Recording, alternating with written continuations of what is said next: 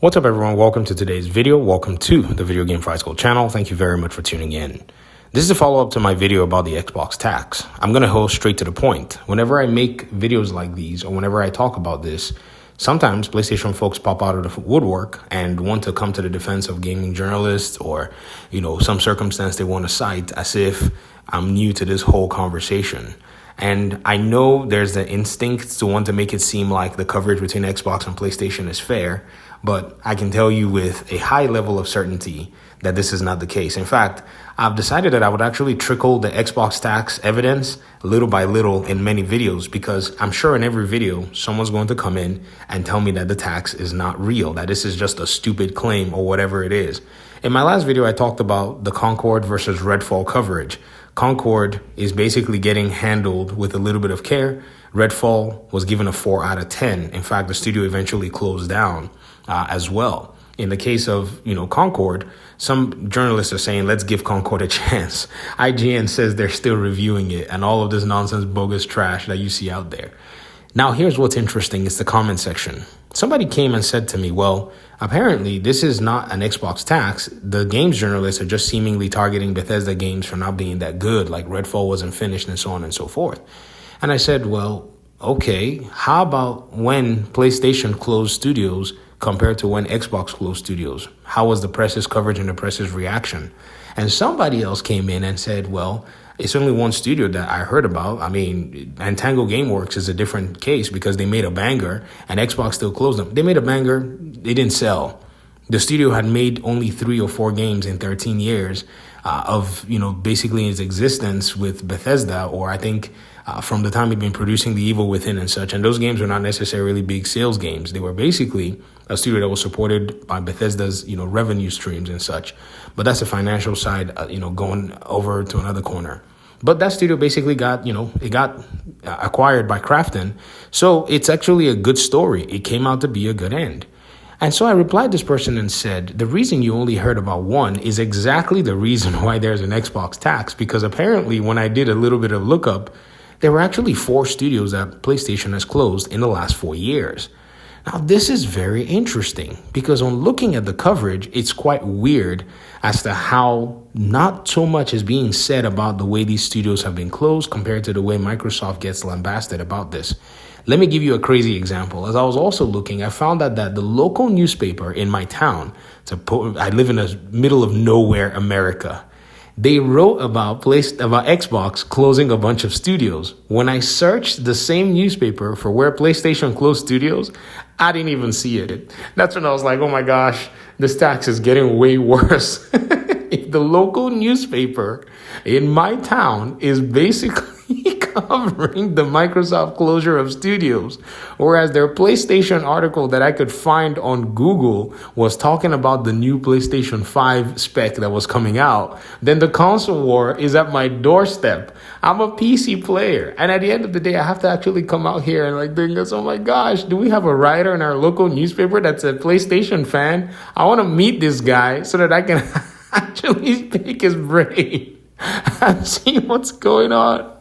Yo, this is so crazy. So I thought I'd look at these, studio closures and see what in the world is going on. Now, let's look at some decision making in that regard. When Xbox acquired the Bethesda studios, it was almost inevitable that you were going to see reduction in force, especially whenever they come in $7 billion. They're trying to trim fat and all of the above. It's one of the dirtiest sides of acquisitions. It's not necessarily, in my opinion, my favorite thing to happen. But till this day, I will blame PlayStation as the cause of Microsoft acquiring Bethesda. If they had not tried to touch Starfield as a timed exclusive, I think Bethesda would have probably still remained an independent publisher by now. But the moment they did Ghostwire Tokyo, then they did Deathloop, and then they wanted to stretch their dirty, nasty, slimy hands to touch Starfield, I think Xbox was like, screw you guys, we're going to own it. That's kind of how I see it happening because, we saw the FTC documents that said that Starfield was more than likely being negotiated to be a PlayStation timed exclusive. So seems this is the world we're in. Thanks, PlayStation. We're living in your world of dirty money hatting. And so when you think about all of this and you put it together, this was something that was inevitable to go down. In the case of Japan Studio, which is one of PlayStation's really remarkable studios that they closed, this was a studio that actually helped in terms of production and some, logistics and co-development for Bloodborne. You can tell that PlayStation definitely made a very, very weird decision in that case. A lot of people are still talking about it. In fact, I saw a post on Twitter the other day. I don't know how. I've not verified it yet, but I'm just going to throw it out here. Anybody who can help me with this and correct me in the comment section if I'm wrong. And somebody said that it seems like Japan Studio was closed to funnel funds towards the development of Concord. It appears to me that Japan Studio basically was not necessarily in the pipeline. And, it just happened to be one of those studios that, pretty much got closed because apparently it seemed like their business strategy was not in line with the live service push that they were looking for. There's also another studio, I think it's called Deviation Games, that were in partnership with PlayStation. It was filled with ex-Call of Duty developers. And apparently they were working on an exclusive game for PlayStation. May have been a single-player game. I don't know exactly the case. But that studio, after about a few years, they also closed down because even before making a game at all. So when you think about it, perhaps, development was not going as Sony wanted it, and they basically shut them down. But I didn't see the reactions. I didn't see the cries from the media. I didn't see the cries from the articles and such about PlayStation being an evil corpo and, and Xbox being, also just as evil. We didn't see that same parody. And so I'm 2 for 2 with this Xbox tax example. So again, please come in the comment section and tell me the situations and the circumstances and how it's not the same thing. And some people are even going as far as saying, well, Xbox tax is there because the last 10 years they sucked.